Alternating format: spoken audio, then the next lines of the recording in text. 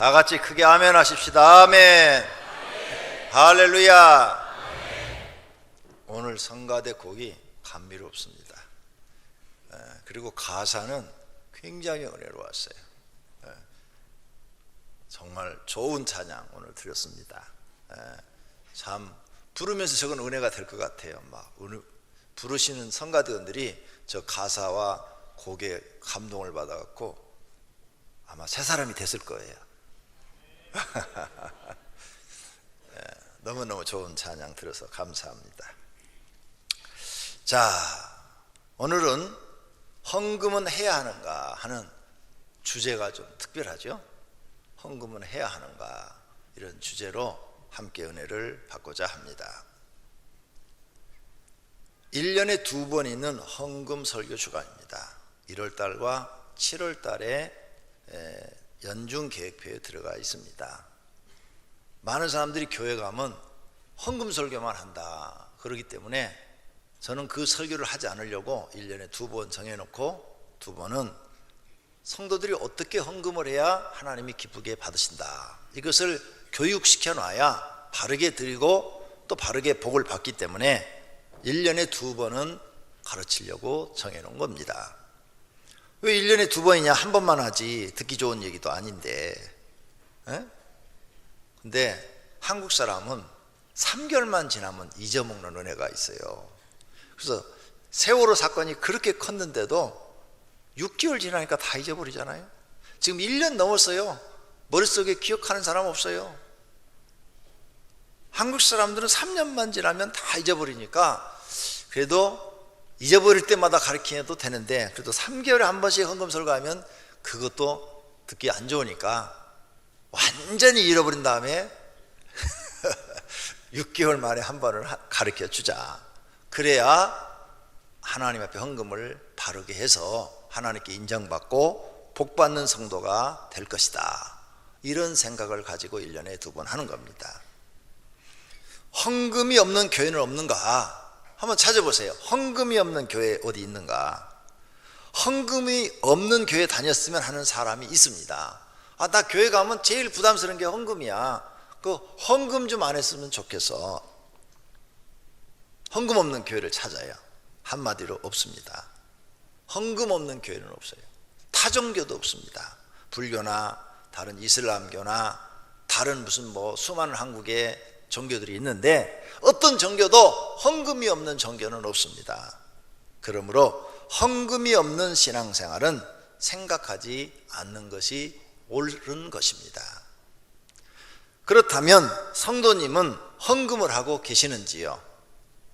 어떤 분이 말씀하시기를 교회에 나오면 가장 듣기 싫은 설교가 있는데, 첫째가 헌금 설교, 둘째가 회개하라는 설교, 셋째가 전도하라는 설교입니다. 근데 만약 이 세 가지 설교를 교회가 안 해버려요. 평생 안 합니다. 헌금 설교도 안 하고 회개 설교도 안 하고 전도하라는 설교도 안 해요. 그럼 교인들이 교회 와서 은혜 받을 것 같죠? 한 영혼도 구원받을 수가 없습니다. 교회에 나와서 회개할 줄 모르고 헌금할 줄 모르고 전도할 줄 모르면 교회는 문 닫아야 됩니다. 교회 없어져야 돼요. 그럼 누가 구원받겠습니까? 구원받을 사람이 하나도 없어지는 겁니다. 교회의 중요한 기능을 없애버리려는 마귀의 간계가 바로 이 말인 것입니다. 마귀는 교묘하게 사람을 속입니다. 이 마귀의 말에 속이면 안 됩니다. 자기 영혼을 마귀에게 주는 것입니다.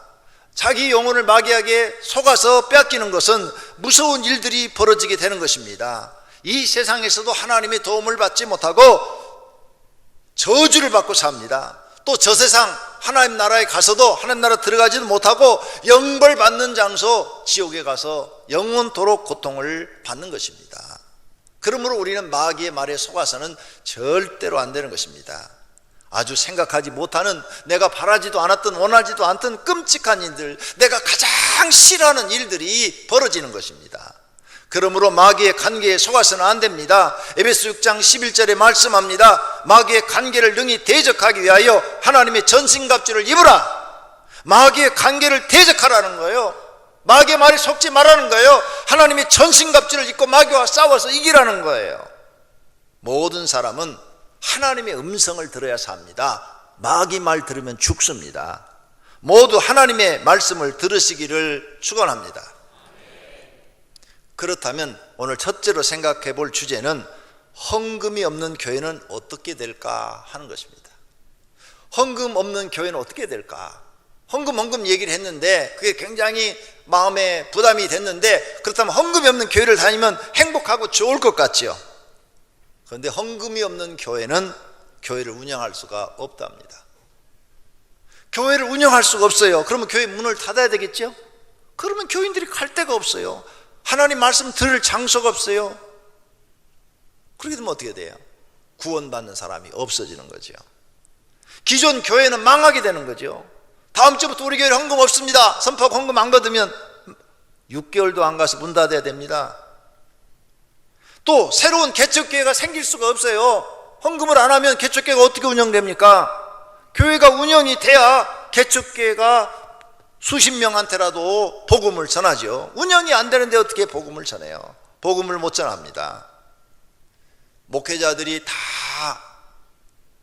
떠나고 생활할 수가 없으니까 떠나고 소수의 목회자들만 남을 겁니다. 굶어 죽어도 나는 복음 전하다 죽는다, 이런 아주 소수의 목회자만 남을 거예요. 구원받는 사람이 극소수로 줄어들 겁니다. 극소수로. 결국 교회가 이렇게 되면 누가 좋아합니까? 마귀가 좋아하죠. 하나님이 좋아할 일이 아니잖아요. 마귀가 좋아해요. 그 마귀는 손뼉치죠. 교회 싹 없애버렸다. 헌금 못하게 해가지고 교회 싹 없애버렸다. 박수 칠 거예요. 많은 사람들이 나한테 속아가지고 헌금 안 해가지고 교회 싹 없애버리니까, 아이고 교회 없어지니까 이제 다 지옥으로 오니까 내 작전이 성공했다. 마귀는 이러겠지요.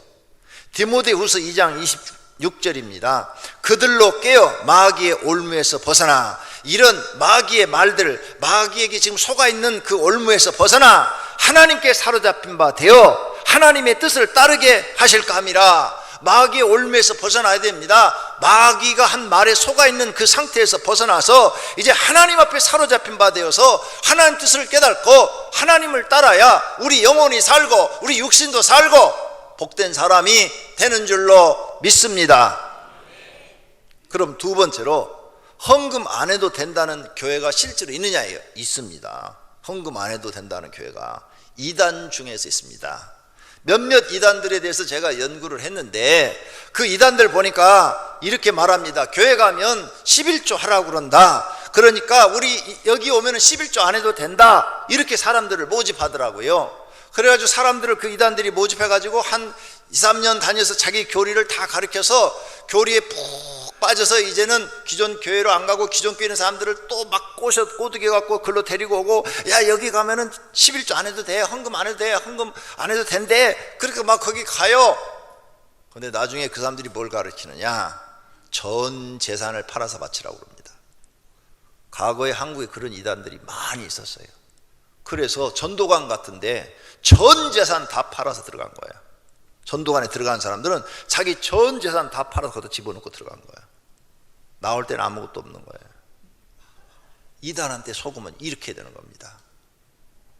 11조 하라는 건 아무것도 안 해요. 전 재산을 다 뺏어간다니까요. 요 강명시도 하나 생겼었어요. 이단이 하나, 경찰서 앞에 있는 과거의 뭐 교회인데 이단이 거기 하나 눈을 탁 들고 앉아가지고 우리 교인 중에도 한 사람이 거기에 미혹돼서 자기 재산 다 갖고 들어갔어. 다 잃어버렸어요. 나중에 들으니까 50 중반에 세상을 떠났다고 그러더라고요. 아무것도 찾지도 못하고. 얼마나 불쌍합니까? 이단이 이렇게 사람을 속여요. 그 다음에 또 지금 활개치고 있는 어떤 이단은 이거 안 해도 된대요. 헌금 안 해도 된대요. 우리 여기 오면 11조 안 해도 된대요. 그래갖고 많은 사람들 지금 끌어가가지고 막 교회를 파괴시키는 작전을 짜고 있는 큰 이단 단체인데, 그 사람들 교리를 내가 들어가서 봤어요. 인터넷 들어가서 쭉 읽어봤어요. 다. 이 사람들은 도대체 무슨 말을 하는가 하고 봤더니 마지막에 가서는 11조 하라고 가르쳐요. 거기 분명히 내가 다 다운 받아놨어요. 11조 하라고 가르쳐요. 아니 처음에는 11조 안 해도 된다며. 그렇게 꼬드겨 갖고 데려가가지고 다 미혹당해서 가서 이제 그들의 교리가 다 완성될 정도 되면은 11조 하라고 가르쳐요. 그래서 그 사람들이 이제 11조 안 하면 망야단을 해요. 하나님을 믿으면서 11조 않는다고 속은 거죠. 만약 이단들도 헌금을 안 한다면 이단 교회가 성장할 수 있을까요? 다 문 닫고 없어지겠죠. 뭔가 누군가 재산을 뺐듯이 아니면 헌금을 얘기하든지 돈을 긁어 모아야 이단도 클 거 아닙니까? 이렇게 사람들이 생각 없이 이단에 막 빠져들어갑니다. 이런 이단들을 조심하셔야 됩니다. 두 번째, 기존 교회 목사들 중에도 이런 사람들이 있어요. 저도 이런 설교를 들어봤어요. 어떤 목사님이 막 설교를 합니다. 11조는 구약시대나 하는 것이지 신약시대 무슨 11조가 있냐고, 그것은 목사들이 성도들을 속이는 거라고, 우리 교회는 오시라고 11조 안 해도 된다고 막 이렇게 설교를 해요.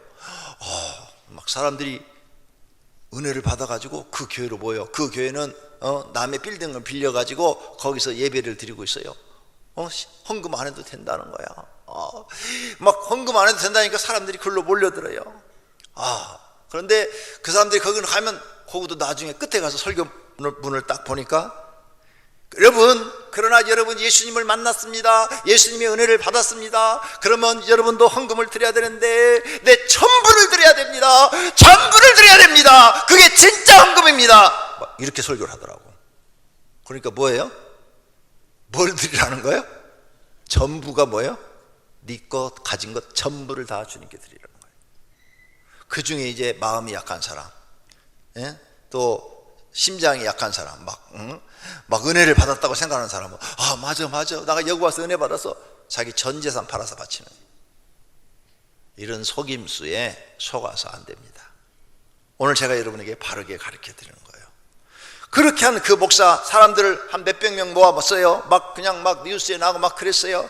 그래서 내가 그 목사에 대해서 설교를 들어가지고 그대로 비평을 해가지고 인터넷 사이트에다 탁 올려버렸어요. 인터넷에 쫙 퍼졌어요. 인터넷 들어가니까 내가 그 비평한 것이 막 다음 또 네이버, 네이트 이런 사이트에 다 퍼져 있더라고요. 저 유명해졌어요. 그거 비평해가지고. 거기에 막 또 댓글들이 막 달려 있더라고요. 잘못됐다고 내가 비평을 했죠. 이 성경적이 아니다라고. 하나하나를 전부 성경을 찾아서 근거를 댔지요. 그랬더니 그 목사가 어느 날 갑자기, 그 교회 개척한 지 2년 정도 됐을 거예요. 3년? 2, 3년밖에 안 됐는데 죽었대. 그걸 나중에 알아보니까 목욕탕에서 목매달아 자살해 죽었다는 거예요. 그 얘기를 내가 듣고, 이거 마귀네, 마귀. 마귀가 아니고서야 왜 자살해 죽냐 이게요. 이 사람 처음부터 악령에 사로잡힌 거야. 교회를 파괴하려고 작정했던 거야. 목사가 자살해 죽이면 그게 말이 됩니까? 자살해 죽을 정도로 힘들면 하나님 앞에 금식하고 하나님 도와주세요, 살려주세요 매달려야지. 그래서 하나님으로부터 그 문제를 해결을 받아서 내가 이렇게 죽을 정도로 힘든 일이 있었는데 기도했더니 하나님이 문제를 해결해 줬다고 간증을 해야지. 그래야 다른 사람도 살리고 나도 살리지. 힘들다고 자살해버려? 말도 안 되는 얘기지. 아니 지가 헌금하지 말라며. 그래, 헌금 안 한 사람들이 오니까 교회 운영도 힘들고 먹고 살기도 힘들고 부부간에서 별거하고 부인은 이혼하자고 그러고 막 이러니까 자살해버린 거야. 목사도요, 남자들이 부인한테 돈 안 벌어다 주면요 사모가 이혼하자고 그래요. 안 웃네, 웃으라고 했는데. 여기 남자분들 다 그러잖아요. 돈 안 벌어다 주면 여자들이 이혼하자고 그래요. 근데 오병이어 교인들은 안 그래요. 착해갖고. 남편이 돈 안 벌으면 오병이어 교인들은 부인이 나가서 벌어서 남편 먹여 살려요. 그러죠? 아멘? 왜 아멘 안 하셔? 안 그런가 봐요. 내가 착각했어요. 하여간 남자들은 돈 벌어다 줘야 여자들이 좋아해요. 남자들 하나님께 기도해서 하나님께 복 받아가지고 돈 벌어서 마누라 가슴에다가 팍팍 갖다 줍시다. 그래야 사랑받는다니까. 남자는 돈 팍팍 갖다 주면 다 사랑한대야. 돈 안 갖다 주면 다 미워하고. 참. 그러니까 여자는 남자를 좋아하는 게 아니에요. 착각하지 말아요. 돈을 좋아하는 거지. 돈을 벌어다 주느냐 안 벌어다 기준이 달라지니까. 자, 그래서 그 목사가 이렇게 죽었다는 이야기를 듣고, 봐라, 저런 사람들은 성경도 모르고 하나님도 모르고 하나님의 반대되는 설교를 막 해대고 그게 막 이슈를 이뤄가지고 사람들이 몰려들고, 그러니까 이 사람이 뭐 신선하다, 이 사람은 정말 욕심이 없는 사람이다, 뭐 어쩐 사람이다 막 했는데 하나님이 필요 없다고 데려가 버리시는 거야. 잘 배워야 돼요. 왜? 헌금이 없으면 교회 망하잖아요. 그럼 누가 구원받는 사람들을 누가 만들 수가 있어요? 만들 수가 없잖아요. 마귀의 짓이라는 거예요. 예수님이 11조 하라고 그랬어요. 누가복음 11장 42절에 화 있을진저 너희 바리새인이여, 너희가 박하와 운양과 모든 채소의 11조는 드리되, 11조는 드리되 그랬죠. 공의와 하나님께 대한 사랑은 버리는 도다. 그러나 이것도 행하고 11조도 행하고 저것도 버리지 말아야 할거나 하나님에 대한 사랑과 공의도 버리지 말아야 한다, 그 말이에요. 예수님도 하라고 그랬어요. 신약시대 때 가장 위대한 사도가 바울이에요. 바울. 베드로보다 더 유명해졌어요. 그 바울이 오늘 본문에 말씀했어요. 그러므로 내가 이 형제들로 먼저 너에게 가서 너희가 전에 약속한 연보를 미리 준비하게 하도록 권면하는 것이 필요한 줄 생각하노니 이렇게 준비하여 참 연보답고 억지가 아니니라. 분명히 연보, 헌금하라고 그랬어요. 헌금. 네. 이 연보라는 말을 불교에서도 써요. 불교에다 이렇게 여러분이 뭘 드릴 때도 공양했다고 그러죠. 거기서도 연보라는 말을 쓰더라고요. 그래서 교회에서는 헌금이라는 말을 쓰고 있는 겁니다. 자, 그러면 헌금을 하지 말라는 것은 사단이 하는 말이에요. 사단이, 마귀가 사람 마음속에 간교하게 들어와서 하는 거예요. 교회를 없애버리려는 마귀의 계획인 것입니다. 고린도서 2장 11절에 이는 우리로 사단에게 속지 않게 하려 함이라. 마귀한테 속으면 안 돼요. 우리는 그 계책을 알지 못하는 바가 아니로다. 알아야 돼요. 그래, 마귀한테 속으면 안 돼요. 교회를 말살시키려는 이러한 것에 속아서는 안 되는 것입니다. 헌금을 드리지 않는 사람은 사단에게 순종하고 있는 것이 자기도 모르게 되어버리는 거예요. 하나님께 순종하는 사람이 돼야 내 영이 사는데 자기도 모르게 헌금하는 사람은 지금 마귀에게 순종하고 있는 거예요. 마귀에게 충성하고 있는 거예요. 그래서 자기도 모르게 마귀 편에 서 있는 거예요. 자신도 모르게 이러한 영적인 일들이 일어나고 있는 것입니다. 그러므로 하나님은 그 마귀 편에 서 있는 사람을 인정할 수가 없고 은혜도 줄 수가 없는 것입니다. 그래서 열심히 교회를 다녀도 깊은 신앙을 가질 수 있고 하나님을 만나지 못하고 교회에 맴돌며 가끔 사탄의 말과 행동을 합니다. 영혼이 불쌍한 사람이 되어버리는 겁니다. 헌금 안 하는 사람한테는 하나님이 그 심령에 하나님을 알만한 은혜를 주지를 않는 거죠. 그냥 너 하고 싶은 대로 하고 살아라. 로마서 1장에 보면 자기 마음에 원하는 대로 자기 뜻대로 하는 대로 내버려 두사 그랬어요. 내버려 두는 거예요. 그냥 네 하고 싶은 대로 살다가 너 갈 길로 가라. 너 천국 안 들어도 천국 들어올 사람 많다 이거예요. 하나님이 꼭 우리 천국 안 들어가도 꼭 들어야 될 이유가 없잖아요. 천국 들어갈 사람 많은데 억지로 하나님 천국 들어보낼 이유가 없다 이거예요. 나를 믿고 하나님을 따르는 사람만 하나님은 들어보겠다는 거죠. 그게 하나님의 계획이에요. 하나님 말씀을 믿고 하나님을 따르는 사람만 들어보냈다는 거예요. 성도님도 그러잖아요. 무슨 일 하실 때 여러분 믿고 따르는 사람만 들어보내지 안 오는 사람 억지로 데려와 봐야 그 사람 방해꾼밖에 더 안 되잖아요. 하나님도 그러시다 그 말이에요. 그러므로 헌금을 드리지 않는 것은 자신도 모르게 마귀에게 순종하고 있다는 이 비극적인 사실을 깨달아야 하는 것입니다. 교회는 다녀도 은혜를 못 받는 이유 중 하나는 헌금을 드리지 않기 때문입니다. 헌금에 인색한 사람에게 하나님의 살아계심을 나타내 주지 않습니다. 그래서 교회에 다녀도 신앙이 좋은 것이 아니라 나쁜 신앙을 가지게 되는 것입니다. 세 번째로 헌금은 어떤 마음으로 해야 되는가? 감사하는 마음으로 하는 것입니다. 나 같은 죄인 멸망받아야 되는데 구원받아서 하나님 감사합니다. 구원이 뭔지도 알게 해주시니 감사합니다. 나 같은 사람 영벌 받아서 지옥 가야 되는데 영생 얻는 하나님 나라 들어가게 해주셨으니 감사합니다. 하나님 그래도 예수 믿어도 날마다 죄를 범하는데 그때 하나님이 징계를 하셨더라면 벌써 병 걸려 죽든지 아니면 사고로 죽었을 텐데 죽지 않고 오늘 또 살아서 교회에 나와서 하나님께 예배 드릴 수 있고 가족과 함께 이렇게 지낼 수 있으니 감사합니다. 그래서 헌금 드리는 거예요. 하나님 일용할 양식을 주어서 우리 식구들 그래도 밥이라도 먹고 살게 해주시니 감사합니다.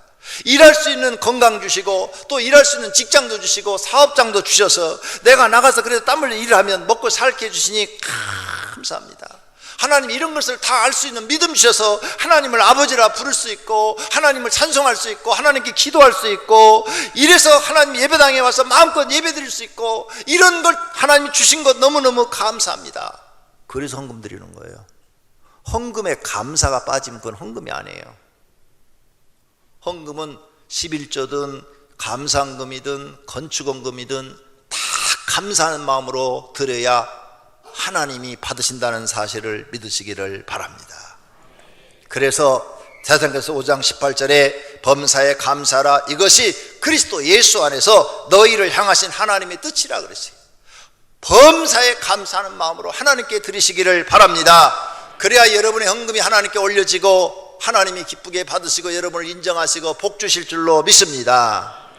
또 헌금을 하는 것은 하나님의 것은 하나님께 드린다는 마음으로 드려야 하는 것입니다. 우린 이 세상에 처음 올 때 적신으로 왔습니다. 그리고 하나님이 지금까지 하나씩 주셔서 현재 가지고 있는 것들이 다 우리의 소유가 된 것처럼 느껴집니다. 어떤 분은 적게 받았고 어떤 분은 많이 받았습니다. 그러나 적게든 많게든 하나님이 공급해 주어서 있는 것입니다. 그러므로 하나님께 드려야 되는 것입니다. 이것이 헌금인 것입니다.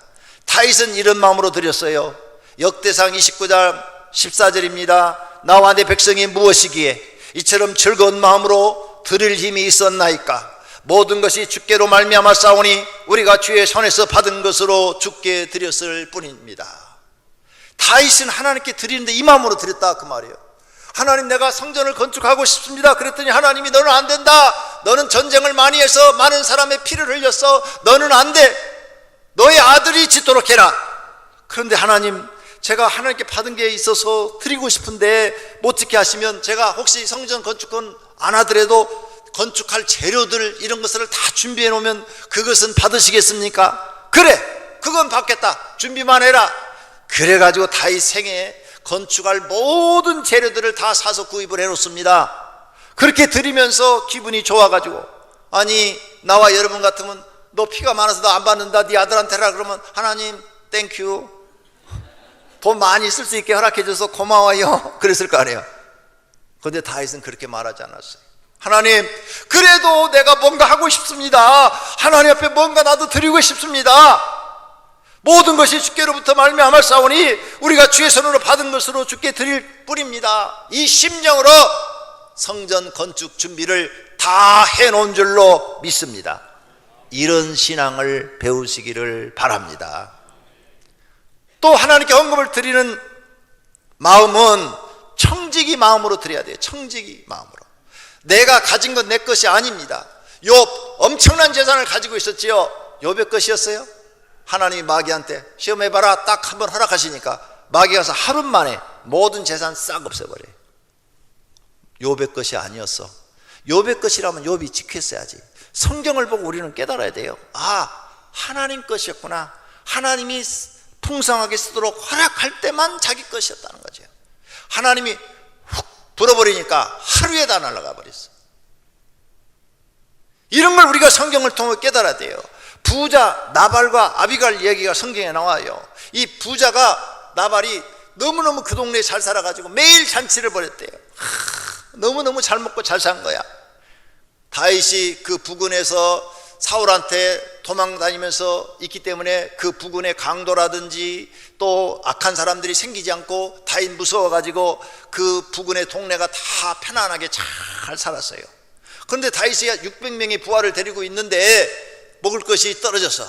그래서 이 부자 나발한테 우리한테 먹을 것 좀 공급해 줘라. 너는 부자니까 그래도 우리가 이 동네에 살면서 너희를 지켜주는 거 아니냐. 그러니까 좀 먹을 것을 좀 공급해 주라. 그랬더니 부자 나발이 하는 얘기가 나발을 부는 거예요. 내가 다윗과 무슨 상관이 있느냐, 내가 다윗에게 왜 먹을 걸 줘야 되느냐, 그러면서 나발을 부는 거예요. 그래서 다윗이 그 얘기를 듣고 화가 나가지고 군인 데리고 자기 부하들을 데리고 가는 거예요. 가서 내가 이 배은망덕한 놈을 죽이리라. 다윗이 장군이잖아요. 그리고 군인을 데리고, 군조를 데리고 촥 갑니다. 다윗을 따르는 이 600명의 용사는 그 성경에 보면 삼국지에 나오는 간우와 장비와 여포와 그런 사람과 비슷한 그런 실력을 해서 한 사람이 300명과 싸워 이겼더라 막 이렇게 써졌더라고. 성경에 보니까 삼국지가 성경에 있네. 보면은 삼국지에 보면 여포라든지 그 다음에 또 간우라든지 장비는 싸움으로 엄청 잘했잖아요. 적수가 없을 정도로. 그런데 다윗의 부하들 중에요 그런 사람들이 나와요. 그 3인이 나오는데, 거기도 3인이 나와. 3인이 나오는데 한 사람이 300명과 싸워서 이겼대. 아무리 싸움 잘한다고 혼자 300명과 어떻게 싸워 이게? 근데 성경이 그렇게 기록되어 있다니까. 성경 안 읽어서 모르죠. 그런 장수들을 데리고 딱 가는데 나발이 죽게 생긴 거예요. 이 소식을 부인 아비가일이 들었어요. 그래갖고 얼른 종들한테, 야, 먹을 걸 잔뜩 준비해라. 내가 다윗을 맞이하러 가리라. 그래갖고 다윗에게 가져가서 자기가 무릎을 꿇고, 다윗 장군님 잘못했습니다. 우리 남편이 생각이 모자라서 그러니 용서해 주시기 바랍니다. 제가 대신 이렇게 먹을 걸 가졌으니 이걸 받으시고 용서해 주시길 바랍니다. 앞으로도 또 공급해 드리겠습니다. 언제든지 말씀하십시오 하고 막 비니까 다윗이 가다가 멈춰서, 지혜로운 부인을 두었구나. 그래, 네 말을 듣고 내가 그냥 돌아가리라. 그래갖고 먹을 것만 받아가지고 싹 돌아가요. 그래서 이 아비가일이 자기 남편 나발한테 가가지고, 여보, 왜 당신은 그렇게 나발 불기를 좋아해요? 입 좀, 주둥아리 좀 닥치시지. 이렇게 얘기를 한 거예요. 다윗이 장군이 당신을 죽이려고 군졸들을 데리고, 군사를 데리고, 장수들을 데리고 왔어요. 근데 내가 이래서 다 해서 돌려보냈어. 그랬더니 그 말을 듣자마자 나발이 몸이 굳어버렸대. 굳어가고 며칠을 앓더니 죽어버렸대. 그러면 나발이 갖고 있는 그 모든 재산이 누구 거예요? 자기 거예요? 아니요. 여러분 재산 여러분 겁니까? 성경을 통해서 배우셔야 돼요. 그래서 죽었어요. 장사 지냈어. 다윗 왕이 이 이야기를 들었어요. 아, 그래? 나발이 죽었어? 그 부인 아비가일이 불쌍하지 않냐? 지금 왕이 아니에요. 지금 다윗은 쫓기는 장군이에요. 불쌍하다. 그런데 그 여자가 참 지혜롭다. 저런 지혜로운 여자가 내 옆에 있으면 내가 참 많은 지혜를 얻을 수 있겠구나. 여봐라, 그 아비가일을 내가 좀 만나야 되겠다. 그래서 만나요. 만나가지고, 당신은 지혜로운 여자입니다. 이제 당신 남편은 죽었습니다. 혼자입니다. 재혼할 수 있습니다. 내 부인이 되어주면 어떻겠습니까? 다윗이 청혼을 해요. 아, 여자들 눈이 막 동그래지네. 다윗 같은 장군이 나타나기를 기다리는 것 같아. 그러니까 아비가일이, 예, 장군님이 그렇게 하신다면 따르지요. 그래갖고 다윗 왕의 부인이 됩니다. 성경에 지혜로운 여자는 출세길이 빨리 열리더라고. 자, 부자 나발은 자기 부자 된 것만 믿고 떠들다가 몸이 굳어 죽어버렸어요. 오늘 이처럼 내가 가진 것이 내 것인 것 같지만 하나님 우리에게 맡긴 것이라는 사실을 믿으시기를 바랍니다. 다 하나님 것입니다. 만물의 주인 되신 하나님 것을 잠시 맡아 관리하는 청직입니다. 하나님이 그만 놔두고 와라 그러면 우리는 모두 놔두고 가야 합니다. 예수님이 직접 비유로 말씀하셨어요. 어리석은 부자가 있었다. 농사가 잘 돼가지고 콧간에 들었더니 콧간이 모자라가지고 더 크게 넓혀가지고 거기다 들여놓고 몇 년 동안 일 안 해도 이제 먹을 수 있다. 내 영혼아 편히 쉬자. 내가 놀자 그랬다. 그날 저녁에 그의 영혼을 하나님이 찾는다면 그가 준비한 것이 누구 것이 되겠느냐? 자기를 위하여 재물을 쌓아두고 하나님께 대하여 부하지 못한 자가 이 부자와 같이 다 어리석은 사람들이다. 이렇게 예수님이 가르친 줄로 믿습니다. 그러면서 예수님이 또 제자들에게 가르칩니다. 부자가 있었다. 날마다 호화로이 잔치를 했다. 그 집에 거지 하나가 나사로가 있는데 그는 하나님을 믿으며 고난 중에 살았다. 그 집에서 떨어지는 부스러기를 먹고 살았다. 둘 다 죽었다. 부자는 음부에 가서 고통 중에 괴로움 중에 있다가 어느 날 하나님 나라에 있는 자기 조상 아브라함과 그리고 자기 집에 거지로 오는 나사로를 보았다. 너무너무 고통스러워서 아버지 아브라함이여 나를 긍휼히 여기사 그 나사로로 손가락에 물 한 방울을 찍어서 내 혈에 떨어뜨려 주소서. 내가 이 불꽃 가운데 괴로워 죽겠나이다. 이렇게 통해했다. 그런데 아브라함이 말하기를 너는 살았을 때 좋은 것을 받았고 여기 나사로는 고난을 받았으니 이것을 기억하라. 이제 나사로는 여기서 위로를 받고 너는 그 지옥에서 괴로움을 받으리라. 예수님이 어리석인 부자 얘기도 하고 또 부자와 나사로 이야기도 했다는 사실을 기억하시기를 바랍니다. 부자로 있을 때 그 돈을 하나님 위해 썼더라면 저 고통을 받지 않았을 텐데 자기만을 위해서 썼다가 하나님 앞에 버림받은 것입니다. 이런 어리석은 사람이 되지 말라고 예수님이 오셔서 성경을 우리에게 기록해 주시고 가르쳐 줬다는 사실을 믿으시기를 바랍니다. 네 번째로 헌금을 드리라는 이유가 있어요. 하나님이 왜 헌금을 드리라냐? 헌금을 드리는 것은 하나님을 믿는다는 신앙 고백이에요. 나는 하나님을 믿습니다, 성경 말씀을 다 믿습니다 하는 신앙 고백, 성경 말씀대로 모든 게 이루어지는 걸 믿습니다. 그런 믿음을 가진 사람은 반드시 헌금을 드립니다. 헌금을 못 드린다는 것은 아직 그걸 믿지 않는다는 거예요. 성경을 안 믿는 거예요. 그래서 못 드리는 겁니다. 또 헌금을 드린다는 것은 하나님 나는 순종합니다, 하나님의 말씀이라면 내가 죽음의 자리에 들어갈지라도 100% 순종합니다, 주인에게 순종합니다 하는 종의 자세입니다. 안 하는 것은 종의 자세를 갖지 않았다는 것입니다. 불순종하고 있다는 겁니다. 세 번째로는 하나님, 내가 헌금을 드리는 것은 돈보다 하나님을 더 사랑합니다 하는 신앙 고백인 것입니다. 현대인들의 우상은 돈입니다. 이 돈보다 하나님을 더 사랑한다는 표현이 내가 하나님께 헌금을 드리는 겁니다. 말이 필요 없어요. 하나님을 사랑한다면 아까운 것이 없고 더 많이 드리고 싶은 것이 성도의 마음인 것입니다. 반대로 하나님을 사랑하지 않는 사람은 하나님께 드리는 게 그렇게 아깝고 인색할 수가 없습니다. 인색해요. 예수님이 말을 합니다. 마태복음 6장 24절에 한 사람이 두 주인을 섬기지 못할 것이니 혹 이를 미워하고 저를 사랑하거나 혹 이를 중히 여기고 저를 경히 여김이라. 너희가 하나님과 재물을 겸하여 섬기지 못하느니라. 둘 중에 하나 선택하라는 거예요. 너 돈을 선택할래? 하나님을 선택할래?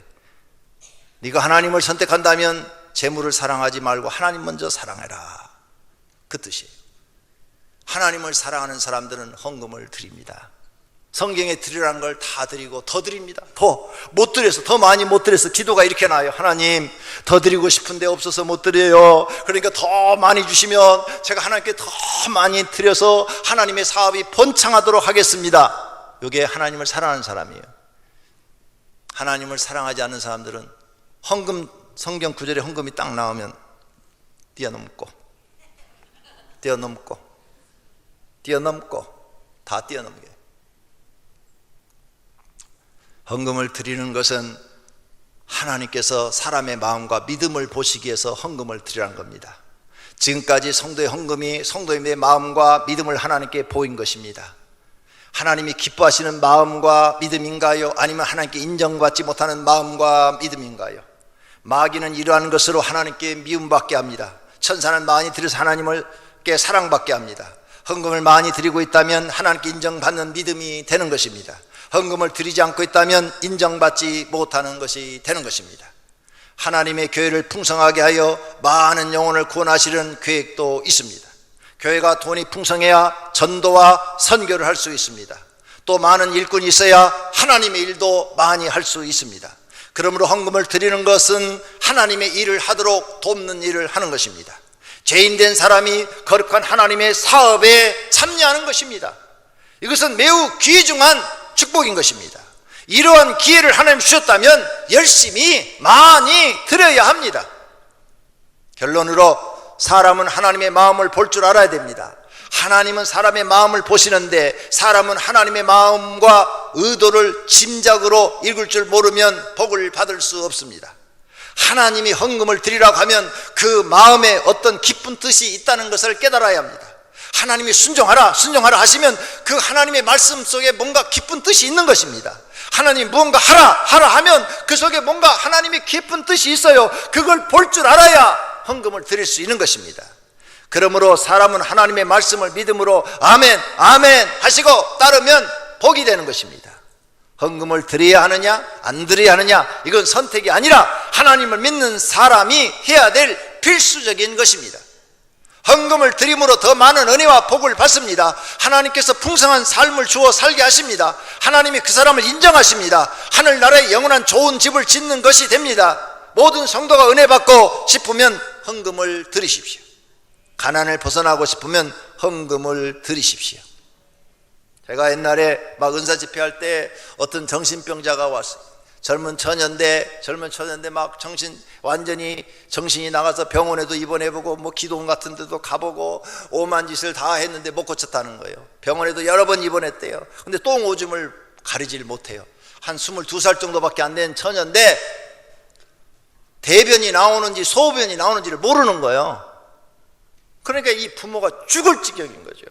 최소한도 그건 가려야 되는데 그걸 못 가리니까 지금은 성인용 기저귀라도 있지, 옛날에는 기저귀가 없었어요. 그러니까 막 엄마가 죽을 지경인 거야. 치매 걸린 노인을 돌보는 것처럼. 그래 어떻게 소문 듣고 저한테 찾아왔어요. 그래서 2주 동안 하루도 안 빼놓고 기도를 해줬더니 2주 만에 완치가 탁 됐습니다. 100% 나왔어요. 100% 나왔어요. 그런데 하나님 앞에 그 큰 병이 난 거죠. 병원비가 얼마를 그동안 없었겠어요. 겨우 헌금하는 게 2만 원, 3만 원, 5만 원 전부 앞에 드린 게 한 2, 30만 원 될 것 같아요. 6개월 나왔어요. 6개월 딱 나와주더니 목사님 제가 6개월 나와줬으니까 이제 집 가까이 가도 되겠지요? 그러더라고. 그러더니 6개월 되니까 집 가까이 가버리더라고. 되게 섭섭하더라고. 아니 의사도 병원에 몇 군데 입원해도 못 고치고 기도도 다니고 몇 년 동안 못 고쳤는데 우리 교회 와서 하나님이 치료해 주셨는데 그러면 이사를 이쪽으로 와야지. 그래서 여기 와서 자기 영이 살고 하나님 은혜를 받고 하나님 잘 믿어야지. 그런데 자기 집 옆 교회 가겠대. 헌금도 그렇게 큰 병 나섰는데 겨우 뭐 2만 원 3만 원 해가지고 그거 해놓고는 되게 섭섭하더라고요. 근데 어떻게 간다는데. 그래서 보내줬죠. 잊어버렸어요. 섭섭하지만 목사는 섭섭해도 잊어버려야 돼. 잊어버렸어요. 한 2년 지나서 어느 날 찾아왔어요. 목사님 우리 애 기도 좀 해주세요. 그래. 왜요? 우리 애가 다시 미쳐갖고요 옛날보다 더 심해요. 그러더라고. 근데 기도해주고 싶은 마음이 안 생겨. 마음이 상해갖고. 마음은 기도해주고 싶은 마음이 안 생기는데 목사니까 또 어떻게 얘기해야 돼? 알았어요, 데려오세요. 그래야지. 목사니까. 목사하기 힘들어요. 그 쉬운 거 아니에요. 그랬더니 데리고 올 줄 알았는데 안 데려왔어. 그러다 어떻게 소식을 들었는데 죽어버렸대. 하나님이 기회 줬을 때 하나님 앞에 바로 돌아와서 하나님 잘 믿으시기를 바랍니다. 할렐루야. 하나님이 은혜 줬을 때 그 은혜 까먹지 마세요. 그 은혜 까먹으면 하나님도 속상해서 다시 은혜 주지 않아요. 안 그래요? 그렇게 다 죽어가는 거 살렸어. 하나님이 살려놨으면 하나님 잘 믿어야지. 어디로 세상으로 나가. 그러니까 하나님이 이제는 식상한 거예요. 쳐다보지 않은 거예요. 다시 데려오는데 데려올 시간이 없어. 벌써 가버렸어. 끝나버렸어. 하나님 앞에 은혜 받으시기를 바랍니다. 가난을 벗어나고 싶으면 감사하시고 헌금 드리시기를 바랍니다. 하나님께 인정받고 싶으면 헌금 드리시기를 바랍니다. 예수님이 헌금하는 것을 일부러 보신다는 말씀도 있습니다. 마가복음 12장 41절입니다. 예수께서 헌금함을 대하여 앉으사, 헌금함을 이렇게 바라보고 앉으사 무리가 어떻게 헌금함에 돈 넣는가를 보실세. 저 그 헌금함에 돈 넣는 걸 쳐다보고 계시는 거예요. 저 녀석은 넣기 싫은데 억지로 드리고 쟤는 안 냈고 그냥 쓱 지나가네. 어휴, 저 가보는 어려운 중에 천부를 드리는구나. 다 보고 계시대. 예수님은 하나님이십니다. 성자 하나님이십니다. 하나님이 성경에 지금 써놨죠? 헌금함을 대하여 앉으사, 헌금함을 바라보고 앉으셨대요. 앉으서 무리가 어떻게 헌금함에 돈 넣는가를 보셨다고 그랬어요. 오늘 또 보실 겁니다. 우리가 헌금하는 것을 오늘 또 주님은 보실 거예요. 여러분 믿음대로 하고 있는 것입니다.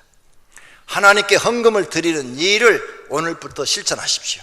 하나님께서 기쁘게 받으시고 은혜를 주실 것입니다. 모두가 헌금을 드릴 줄 아는 복 있는 성도가 되시기를 축원합니다. 오늘 말씀을 생각하고 은혜 받았으면 은혜 받는 것을 실행하겠다고 하나님 앞에 결단 기도하시기를 바랍니다.